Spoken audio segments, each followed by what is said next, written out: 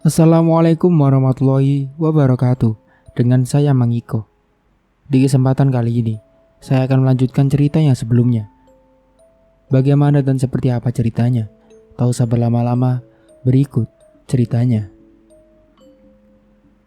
Makanan yang masih aku pegang dengan kedua tanganku, aku simpan di ranjang tempat tidur di sebelah Nek Raras. Assalamualaikum Nek, bangun, makan dulu. Ucapku sambil memegangi tangan Nek Raras. Tidak ada jawaban sama sekali. Aku ucapkan lagi untuk kedua kalinya. Dan Nek Raras tiba-tiba melotot ke arahku dan tersenyum manis. Itu yang membuatku kaget bukan main. Tatapannya masih saja melotot ke arahku. Benar-benar membuat bulu pundaku berdiri begitu saja dengan cepat. Apalagi lampu kamar yang belum aku matikan ini berwarna kuning tua. Dan gorden kamar belum aku buka sama sekali. Nek, aku Purnama, saudaranya Kang Marta dari kampung. Bina tidak bisa mengantarkan makan pagi ini, jadinya aku yang mengantar ke sini. Ayo Nek, makan dulu. Ucapku dengan gemetaran, karena senyuman dan mata yang melotot itu masih saja menatapku tanpa jawaban sama sekali. Aku dibuat bingung dengan sikap nenek yang tiba-tiba terbangun dan tersenyum menakutkan ini. Dalam hatiku berdoa, tidak henti-hentinya membaca wirid yang sebelumnya Abah berikan kepadaku itu.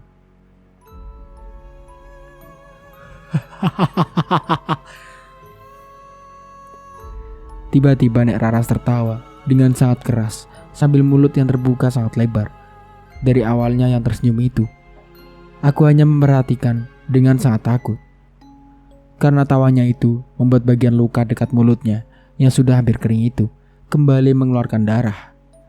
Tidak henti-hentinya meminta pertolongan dari Yang Kuasa, sambil melihat tidak lepas dari suara ketawa Nek Raras yang semakin mereda dan tiba-tiba juga matanya kembali terpejam. Alhamdulillah, ucapku dengan nafas yang sudah tidak tenang.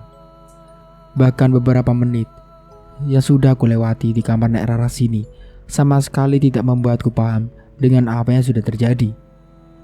Segera aku kembali membangunkan Nek Raras. Assalamualaikum Nek, ini Purnama, makan dulu.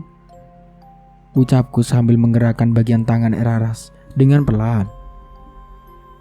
Tidak lama setelah ucapanku itu, Nek Raras membuka mata dengan perlahan dan melihat ke arahku. Juga sama dengan kejadian barusan, langsung tersenyum. Namun senyum Nek Raras sekarang berbeda dengan barusan. Senyuman biasa saja, hanya sedikit. Kemudian aku balas juga dengan senyuman. Aku Purnama Nek, disuruh Inah yang sedang tidak enak badan. Aku saudaranya Mang Karta yang sebelumnya kerja di sini Nek. Ucapku sambil salam ke arah Nek Raras dan menundukkan badan. Iya, Ina sudah cerita lama. Makasih sudah mau mengantarkan makan ke sini Purnama. Ucap nenek sangat pelan dengan suara yang sesuai dengan umurnya. Bagaimana barusan Nek Raras bisa tertawa begitu keras dan sebelumnya aku mendengarkan suara teriakan yang begitu kencang. Dengan suaranya aku dengar di depan aku ini sangat pelan, bahkan sangat lemah. Iya Nek, sama-sama. Ayo makan dulu. Takut keburu dingin Nek. Ucapku sambil menyodorkan air putih dan langsung menyuapi makanan yang sudah aku buat secara perlahan. Nenek sudah tidak bisa bangun. Badan nenek lemah sekali. Terluka-luka ini sangat perih sekali Purnama. Ucap Nek Raras sambil meneteskan air matanya. Iya Nek, nanti selesai makan aku bersihkan, kemudian nenek minum obatnya ya. Sautku pelan mengimbangi suara dari Nek Raras. Hampir selesai makanan yang aku suapi kepada Nek Raras. Tidak tahu kenapa sesekali nenek menatap ke arah cermin yang sangat besar itu dan memalingkan tatapannya dengan cepat. Bahkan berkali-kali aku melihat matanya mencoba lagi melihat ke arah yang sama dan kembali memalingkan tatapannya kembali. Tangannya sudah tua dan hanya tersisa daging sedikit karena bagian tulang-tulang yang hampir kelihatan itu tiba-tiba terangkat dengan pelan. Bahkan aku memperhatikannya dengan pelan sekali, sangat pelan, menuju ke arah bagian cermin dengan mata yang melihat ke arahku. Itu Purnama, itu, ucap Nek Raras dengan perlahan. Bagaimana, Nek? Jawabku sambil mendekatkan sedikit kepala ke Nek Raras. Karena suaranya sangat pelan dan tidak terdengar dengan jelas. Itu, lihat di cermin, ucap Nek Raras sangat pelan. Segera aku melihat ke arah cermin yang memang membelakangi aku karena Sarah dengan posisi Nek Raras tertidur. Tidak apa-apa, hanya ada pantulan aku yang sedang duduk di kursi dan Nek Raras yang sedang berbaring. Tidak apa-apa, Nek. Ada apa emangnya? Ucapku yang sudah mulai merasakan suasana yang sebelumnya pernah dan sering aku rasakan. Itu, lihat lagi, ucap Nek Raras dengan suara yang sama seperti barusan. Segera aku berbalik sedikit dan melihat ke arah cermin.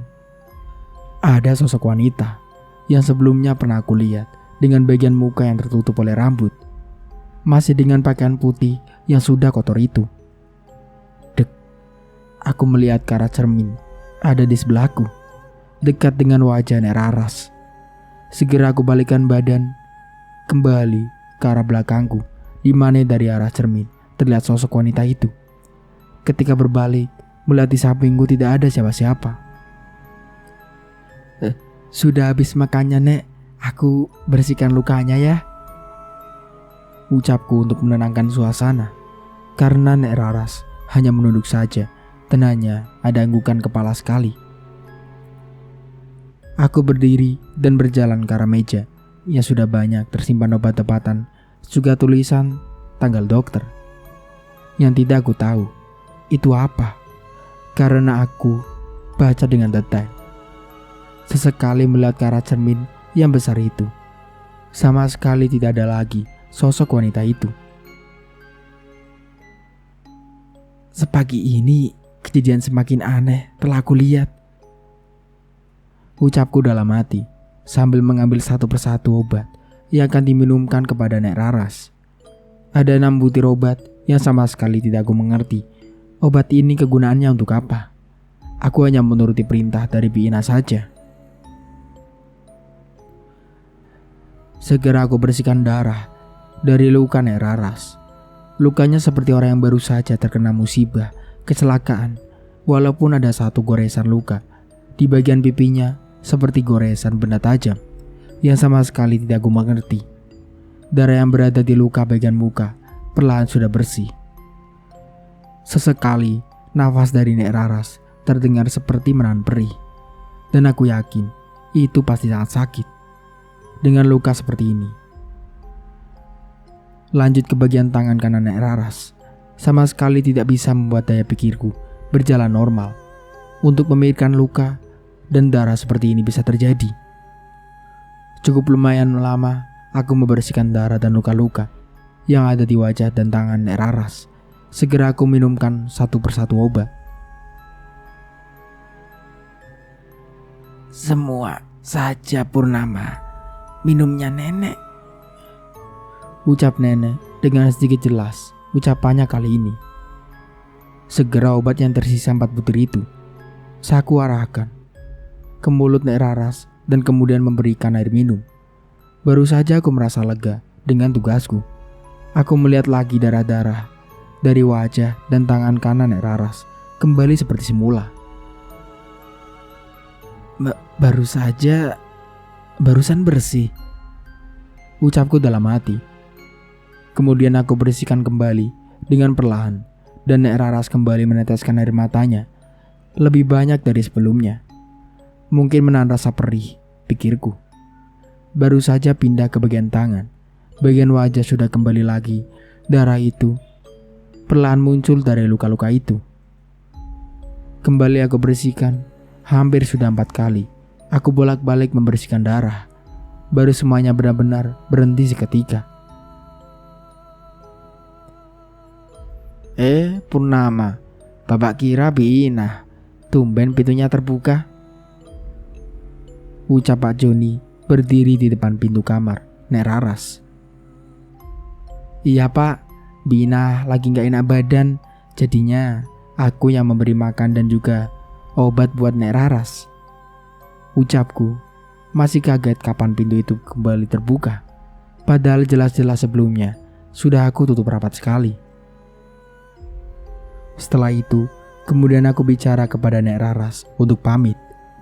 Dan Nek Raras minta untuk dibukakan gorden kamarnya dan menyuruh aku jangan mematikan lampu kamarnya.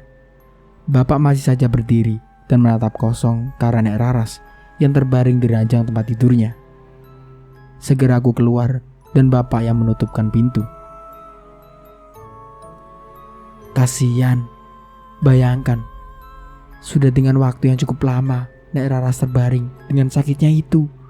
Sesekali bangun hanya duduk menatap jendela itu. Juga harus dibantu sama Bina. Ucap Pak Joni sambil berjalan menuruni tangga denganku. Aku tidak menjawab, hanya menganggukkan kepala saja. Karena perasaannya sama untuk sebuah kepedulian yang sudah aku lihat. Benar-benar selama ini rasa penasaran itu perlahan terjawab oleh keadaan. Ini keluarga dari Nek Raras. Ini ayahnya, ini ibunya Nek Raras. Anak satu-satunya Nek Raras itu. Dan kemudian ini kakeknya, Desita, dari Ibu Sekar, istri saya yang meninggal muda Pur. Ucap Pak Joni. Masih ada seperti keturunan Belanda ya, Desita juga Pak. Apalagi ibu juga mirip dengan Nek Raras. Ucapku sambil memperhatikan foto yang sebelumnya sudah aku lihat.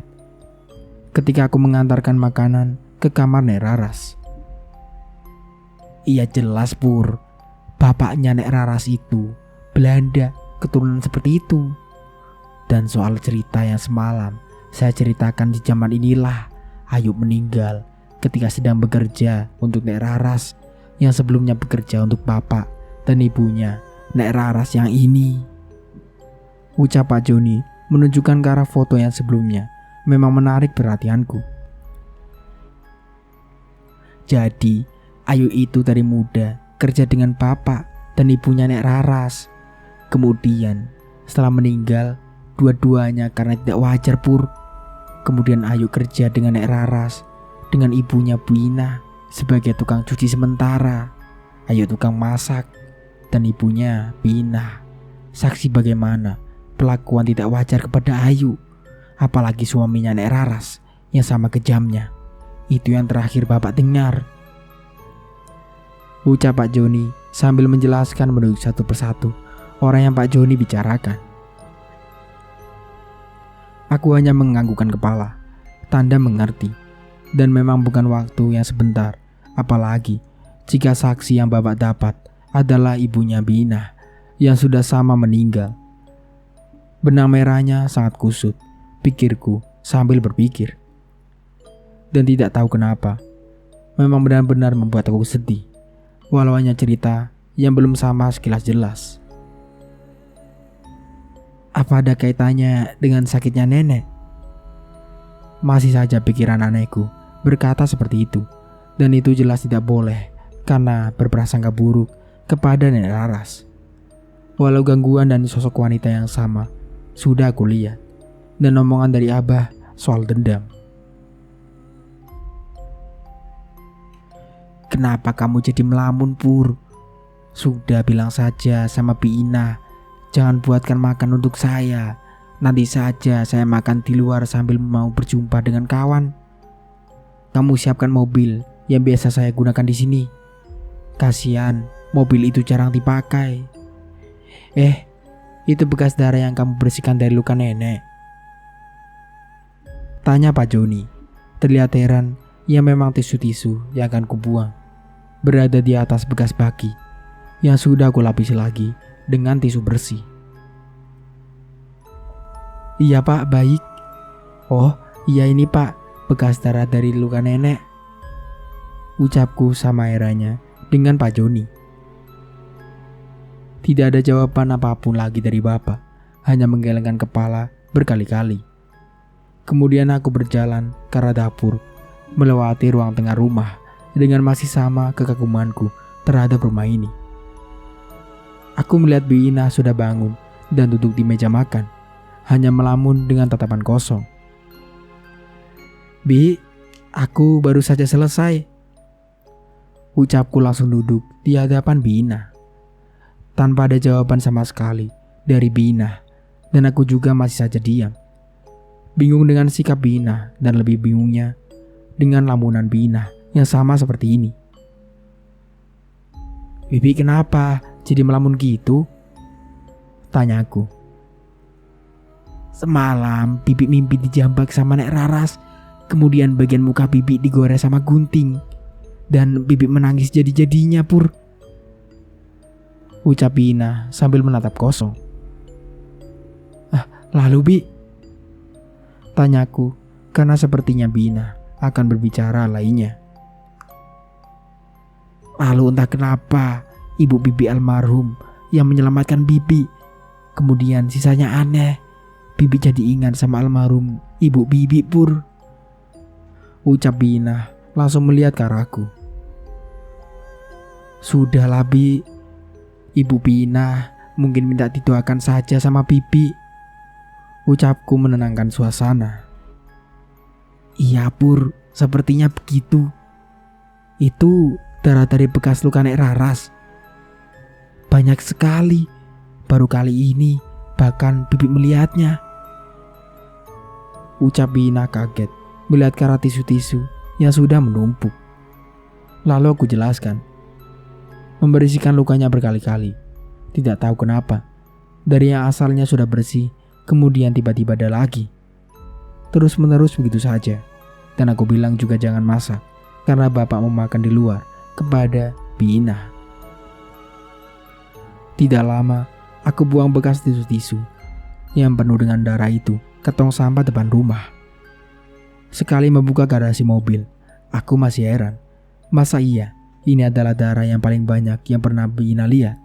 Sementara dia mengurus nenek sudah dengan waktu yang tidak sebentar. Segera aku siapkan mobil yang akan digunakan bapak hari ini. Posisi mobil dalam garasi memang bagian ujung.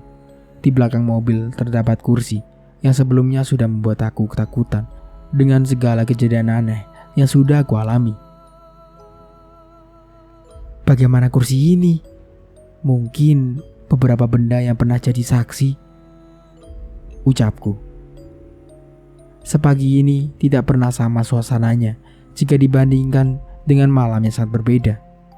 Setelah selesai menyiapkan mobil dengan segalanya, aku kembali beristirahat dan mulai melihat Bi Ina melakukan aktivitasnya. Walau sangat jelas, badannya masih lemah sekali. Bi, nanti bapak pergi. Terus kita ke dokter berobat. Nanti aku yang antar ya Bi, ucapku sambil mendekat pada Bi Ina. Tidak usah Pur, nanti nenek sendirian.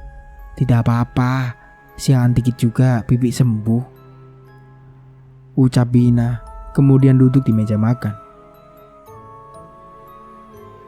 Ya sudah, kalau masih belum membaik, aku belikan saja obat ya Bi, ucapku perlahan. Tiba-tiba muka Bi Ina semakin pucat. Tidak tahu kenapa, tatapannya masih saja kosong, seperti memikirkan sesuatu. Sudah tahu kan sekarang kondisi Nek Rara seperti apa Pur? Tanya Bi Ina. Iya Bi, tahu. Kasihan sekali Nek Raras harus mengalami sakit seperti itu, jawabku. Entah kenapa Bibi masih kepikiran soal mimpi itu Pur. Tidak seperti biasanya, ucap Bi Ina dengan tatapan kosong. Tiba-tiba aku teringat mimpi yang sama dengan Bi Inah di awal kedatanganku ke rumah ini. Yang awalnya aku anggap mimpi itu hal yang biasa. Kemudian, Abah dan sekarang Bi Inah. Apa gara-gara mimpi itu Bibi jadi sakit seperti ini juga ya Pur? Tanya Bi Inah. Enggak lah Bi, memang Bibi kecapean aja kali. Butuh istirahat Bi. Sudah, jangan mikir kemana-mana ya. Bibi yang tenang. Ucapku menenangkan Bi Inah. Bagaimana bisa kau menyuruh Bi Inah supaya tenang? Jangan mikir kemana-mana. Malah sekarang aku yang berpikir kemana-mana soal mimpi-mimpi itu. Tidak lama Bi Inah berdiri. Iya Pur, kayaknya Bibi perlu istirahat saja ini ya. Bibi ke kamar lagi dulu aja ya. Kalau mau makan, kamu buat sendiri. Ucap Bi Inah, kemudian berjalan menuju kamar. Kemudian aku memasak untuk makan aku sendiri. Tidak lama, Bapak menyapaku, menanyakan soal mobil. Bapak berangkat lebih awal. Katanya ada keperluan mendadak terlebih dahulu. Dan Bapak juga berpesan kalau malam ini bakalan pulang dengan ibu. Pur, bilang ke Bi Inah jangan paksakan kalau sakit. Nanti Bapak sama Ibu makan di luar saja. Tidak apa-apa ya, ucap Bapak.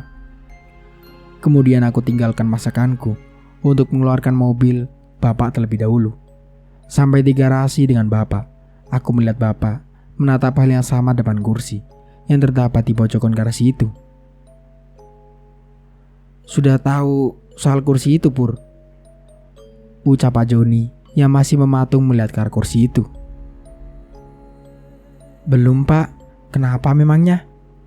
Jawabku. Memang aku tidak benar-benar tahu soal kursi itu. Hanya kata Bi Inah, dulunya itu di kamar Nek Raras. Hanya sampai itu ketahuanku soal kursi itu. Dulunya kursi itu dari rumah Nek Raras, kemudian pindah ke sini dibawa.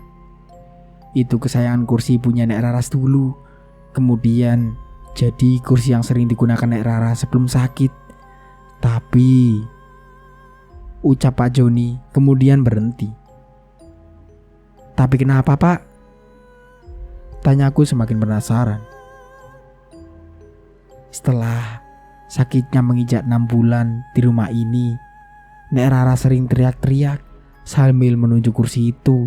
Kemudian dipindahkanlah dan simpan di sini. Saya selalu yakin ada hal lain soal segalanya tentang Nek Raras. Tapi kuasa tetap ada di istri saya itu ibunya. Bukan ibu saya Pur. Selalu jadi pertengkaran hebat saya dengan istri saya ketika membahas soal Nek Raras, ucap Pak Joni. Aku masih diam sama mematungnya dengan Bapak, melihat ke arah yang sama pada kursi itu, dan setuju dengan apa yang diucapkan Bapak. Tapi untuk sebuah urusan rumah tangga antara suami dan istri, aku benar-benar belum memahami sampai sejauh itu. Pantas saja aku mengalami keanehan di garasi ini, ucapku dalam hati. Ayo keluarkan mobilnya Pur, ucap Pak Joni. Segera aku membukakan semua pintu garasi dan mengeluarkan mobil Bapak, membukakan gerbang, dan tidak lama juga Bapak pergi segera. Aku kembali terdiam di depan garasi rumah ini. Segala yang ingin aku ketahui atas nama penasaran, benar-benar pelan semuanya aku ketahui. Walau aku juga tidak benar-benar mengerti maksud dari apa yang aku alami ini, untuk apa dan kenapa. Aku mengetahui tentang Nek Raras dengan segala sakit, dengan luka yang aneh. Aku pikir akan membuat semua ini berakhir. Kenyataannya tidak. Pertanyaan lainnya muncul. Rasa penasarannya semakin menjadi. Sekarang diam dalam sistem pikiranku. Apalagi setelah mendengarkan mimpi yang sama dari cerita Bi Inah. Silsilah keluarga yang detail dari Bapak, bahkan tentang Ayu dengan segala kejadian masa lalunya, adalah keadaan di mana yang sekarang aku rasakan. walau bukan dengan waktu yang lama. Setelah segala kejadian gangguan, segala yang sudah aku alami dan aku lihat sendiri, sekarang semua pertanyaan itu berkumpul di kepalaku. Lamunan di meja makan, setelah melanjutkan kembali memasak dan penjelasan cerita tentang kursi di garasi yang Bapak jelaskan, tentu saja menambah lagi apa yang ingin ku ketahui. Ditambah dengan sakitnya Bina hari ini yang tentu menjadi beban untukku. Bahkan setelah makan pagi ini, aku hanya menghabiskan waktu mengurus bunga-bunga ibu saja. Saking tidak ada lagi yang aku kerjakan. Tidak lama, ada teriakan dari suara Bina yang meminta air minum. Segera aku ambilkan. Bina sudah duduk di kasur kamarnya. Alhamdulillah, Bibi sedikit baikan Pur. Tidak apa-apa, Bibi lagi yang nanti antarkan makanan ke Nek Raras. Makasih ya, pagi ini sudah bantu Bibi, ucap Bina sambil kemudian meminum semua air putih yang aku bawa. Alhamdulillah. Kata Bapak, Bibi tidak usah masak. Nanti Bapak sama Ibu makan di luar. Pesan Bapak begitu, Bi, ucapku. Kemudian perlahan Bina berjalan pelan denganku keluar dari kamarnya dan aku membantu apapun yang akan Bina kerjakan hari ini. Pur, Bibi tahu kamu banyak mengalami hal aneh di rumah ini. Waktu Karta dulu menceritakan nama kamu sebelum kamu kesini, sudah Bibi sarankan jangan, karena takutnya ya seperti ini. Apalagi di usia kamu mungkin belum bisa menerima segala keanehan yang sudah kamu alami, ucap Bina dengan penuh tidak enak. Tidak apa-apa, Bi. Niatku membantu Mang Karta, adiknya ibu aku di kampung. Makanya aku insya Allah ikhlas, Bi. Sisanya pelajaran, Bi, buatku, pengalaman baru, ucapku perlahan, walau dalam hati berkata, pengalaman pertama dan tidak begitu menyenangkan. Syukurlah Pur, kamu berpikirnya seperti itu. Oh iya, sudah lihat foto-foto yang ada di dinding tangga? Bibi selalu ingat ibu, keluarga dari Nek Raras, ucap Bina. Oh ya, Bi, bahkan Bapak kebetulan menjelaskan itu siapa saja. Dan ya cerita-cerita lah. Lagian Bapak orangnya emang selalu pengen ngobrol ya, Bi, jawabku. Bibi tersenyum dengan kelihatan bahagia dan tidak tahu kenapa, padahal apa yang aku ucapkan biasa saja. Lewat foto-foto itu, Bibi bisa mengenang ibu Bibi, Pur, karena di akhir hidupnya berbakti sama keluarga Nek Raras. Ya, dengan Karta juga begitu. Bapak memang selalu begitu, ucap Bina. Cukup membuatku menganggukkan kepala. Cara mengenangnya melihat foto keluarga yang dulunya majikan. Benar-benar kadang sikap manusia mempunyai cara tersendiri untuk mengenang seseorang. Siang ini, Bina yang kembali melakukan aktivitas seperti biasanya. Jam 8 malam ini, aku kembali melakukan aktivitas biasa, menyalakan lampu kolam dan air mancurnya. Tidak ada yang berbeda, semua berjalan normal-normal saja. Bahkan, ketika aku membereskan garasi, sama sekali tidak ada yang aneh dan menakutkan seperti sebelumnya kejadian di tempat ini. Selesai melakukan tugas, sebelum istirahat itu, aku masih jongkok, memperhatikan bunga-bunga. Tidak tahu kenapa, semenjak setiap pagi mengurus bunga, ada ketertarikan lebih pada tiap-tiap warnanya dan segala keindahan dari bunga-bunga ini. Pur, sini, makan dulu ayo, ucap Bina yang baru saja selesai kembali dari kamar Nek Raras. Seperti biasa, mengantarkan makan malam. Segera aku menuju meja makan dan seperti biasanya, makan hanya berdua saja dengan Bina yang sudah aku anggap seperti ibuku sendiri ini. Saya cukupkan dulu ceritanya sampai di sini. Tetap nantikan kelanjutannya di video selanjutnya. Saya Mang Iko pamit undur diri. Kurang lebihnya mohon maaf. Wassalamualaikum warahmatullahi wabarakatuh.